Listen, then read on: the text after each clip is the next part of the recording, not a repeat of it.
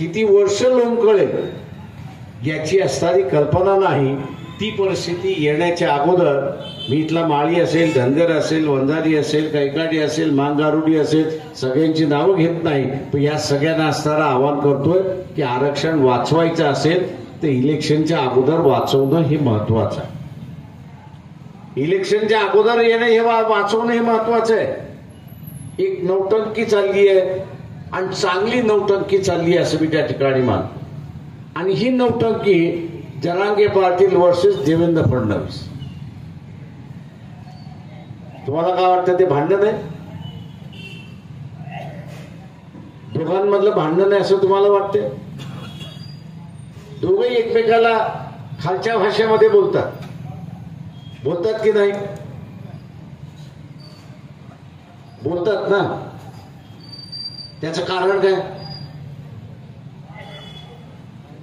दोघंही एकमेकाला खालच्या भाषेमधनं शिव्या देतात, संबोधतात. त्याचं कारण काय?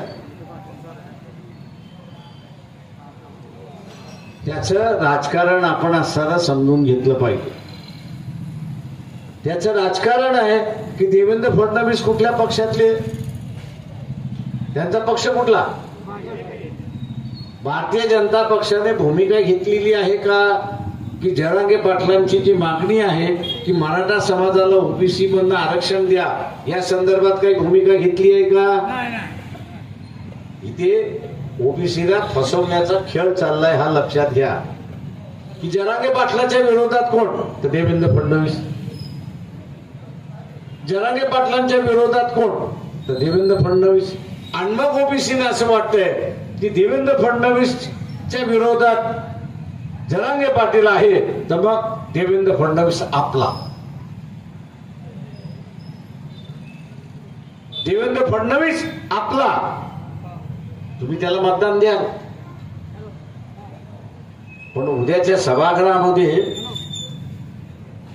देवेंद्र फडणवीस ठरावाला आम्ही विरोध करणार आहोत किंवा हा ठराव आम्ही येऊ देणार नाही असं कुठं आश्वासन देता येत का? तर नाही. तर फसवायचं नाहीये.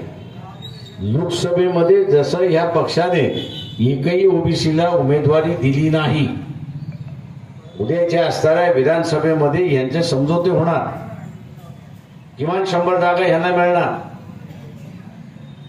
किमान 100 जागा ह्यांना मिळणार. त्या 100 जागांपैकी 50% जागा जर ओबीसीचे उमेदवार त्यांनी उभे केले तर तो आपला पक्ष म्हणून समजायचा. किती टक्के उमेदवारी दिली पाहिजे? 50%. 100 जागा त्यांच्या वाट्याला आल्या तर 50% असताना त्याने उमेदवारी दिली पाहिजे. आणि जो पक्ष 50% उमेदवारी देत नाही तो आपला पक्ष नाही म्हणून त्या ठिकाणी आपण ठरवलं पाहिजे. तो पक्ष आपला नाही. ही भूमिका या निवडणुकीमध्ये आपल्याला घ्यावी लागणार आहे. या निवडणुकीवरती ती आपल्याला भूमिका घ्यावी लागणार आहे.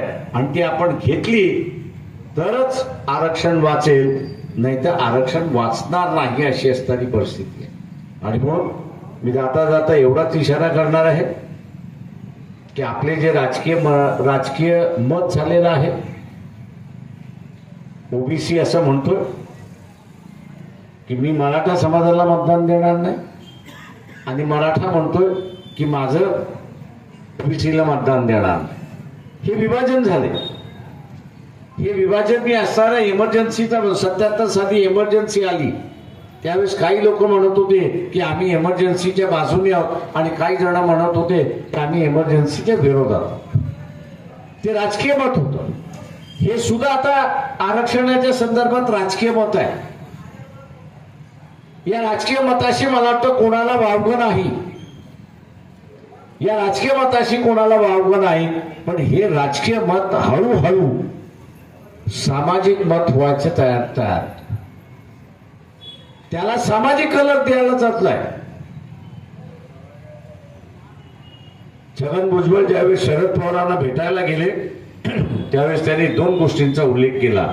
एक असा उल्लेख केला की 77ची परिस्थिती पुन्हा या ठिकाणी निर्माण होत. आणि दुसरा त्यांनी असा उल्लेख केला की असणारा ओबीसीच्या दुकानावरती मराठा सामान विकत घ्यायला येत नाही आणि मराठ्यांच्या दुकानावरती ओबीसी सामान विकत घ्यायला जात नाही, हे मी असायला म्हणतो राजकीय भांडण नाही तर ह्याला सामाजिक स्वरूप यायला लागलेलं आहे. दुर्दैवाने हे सामाजिक स्वरूप येऊ देऊ नका अशी माझी असणारी आपल्या सगळ्यांकडून अपेक्षा आहे. राजकीय मतदान झालं की माणसं बदलतात. राजकीय मत जे आहे ओबीसी जो म्हणतोय मी असणारा ओबीसीलाच मतदान देणार, मराठा समाजाला देणार नाही, आणि मराठा समाज जो म्हणतोय की मी ओबीसीला मतदान देणार नाही पण मी माझ्याच समाजाला मतदान देईल, इथपर्यंत भांडण नॉर्मल भांडण आहे असं मी त्या ठिकाणी मान. मतदान संपलं की त्याचं ते मत बदलतं. पण ज्यावेळेस आपण दुकानावरती खरेदी करायला जात नाही त्यावेळेस ते राजकीय मतदान राहत नाही तर ते सामाजिक परिवर्तन होतं आणि त्या सामाजिक परिवर्तनाचं द्वेषेमध्ये रूपांतर होतं हे लक्षात घ्या. मतभेद राजकीय मतभेद चालतात, मी जसं म्हटलं की इलेक्शन संपलं की ते उडून जातं, पण सामाजिक मतभेद ही कायम राहतात. मी आपल्या सगळ्यांना असताना या ठिकाणी विनंती करणार आहे की राजकीय मतभेद हे चालतात पण सामाजिक मतभेद हे चालत नाही, कारण समाजामधली असणारी मनं दुभगली की ती पुन्हा जुळवणं कठीण होतात अशी परिस्थिती आहे. राजकारणासाठी लोक आपल्या असणाऱ्या पोळ्या भासतात. ही जी आरक्षण बचाव यात्रा आम्ही जी काढलेली आहे ती आरक्षण बचाव यात्रा याच्यासाठीच काढलेली आहे की आरक्षणाच्या संदर्भात लोकांना असणारा जागृत आपण केलं पाहिजे की राजकीय मतभेद हे चालतात पण सामाजिक मतभेद ही समाज व्यवस्थेला दुभगतात. तेव्हा समाज व्यवस्था आरक्षणाच्या प्रश्नावरनं दुभगणार नाही याची दक्षता आपण त्या ठिकाणी घेतली पाहिजे. अनेक ठिकाणी असं सांगितलं जातं की भीतीचं वातावरण आहे. कदाचित असेल नाही असं म्हणत नाही, पण आपण राजकीय मत हे जर राजकीय मत होऊ दिलं, राजकीय मत हे राजकीयच मत आपण राहू दिलं, त्याला सामाजिक मत सामाजिक ह्याच्यामध्ये परिवर्तन केलं नाही तर आपल्याला असं भ्यायचं काही कारण नाही अशी असणारी परिस्थिती आहे. मित्रो, ही यात्रा 7 तारखेला औरंगाबादला संपणार आहे. 200-250 किलोमीटर इकडनं औरंगाबाद आहे. एक्सप्रेस हायवे धुळ्याचा झालेला आहे, त्याच्यामुळे 2 तासामध्ये तुम्ही सगळं पोहोचता.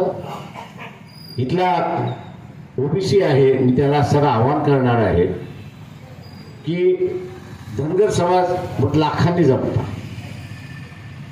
माळी समाज मोठ लाखाने जमतो, प्रत्येक समाज आपला हजाराने जमतो, पण ओबीसीच्या नावाने तो 100ने सुद्धा जमत नाही. तो 100ने सुद्धा जमत नाही.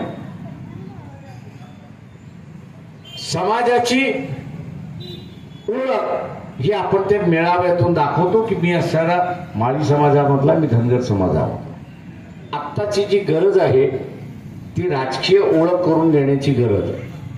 स्वतःचं आरक्षण उभं करायचं असेल तर राजकीय ओळख करून द्यायची आहे आणि ती राजकीय ओळख ओबीसी म्हणून त्या ठिकाणी करून द्यायची आहे.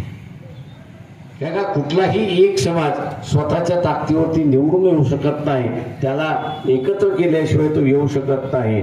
आणि म्हणून 7 तारखेला जी जाहीर सभा औरंगाबादला घेतलेली आहे त्या 7 तारखेच्या औरंगाबादच्या सभेचा एकच उद्देश आहे की ओबीसीचा राजकीय चेहरा, पॉलिटिकल चेहरा, राजकीय चेहरा, पॉलिटिकल चेहरा हा आपल्याला महाराष्ट्राच्या राजकारणामध्ये सुरुवात करायचा आहे, उभा करायचा आहे, जेणेकरून हे आरक्षण त्या ठिकाणी वाचेल. आणि म्हणून मी सर्वांना विनंती करतो की आपण 7 तारखेला औरंगाबादच्या जाहीर सभेमध्ये आपल्याला पोहोचायचं आहे आणि ओबीसीचा राजकीय चेहरा, पॉलिटिकल चेहरा हा आपल्याला तिथे दाखवायचा आहे. ओबीसीची ताकद ही आपल्याला त्या ठिकाणी दाखवायचं आहे. त्यासाठी आपण सगळेजण उपस्थित राहा.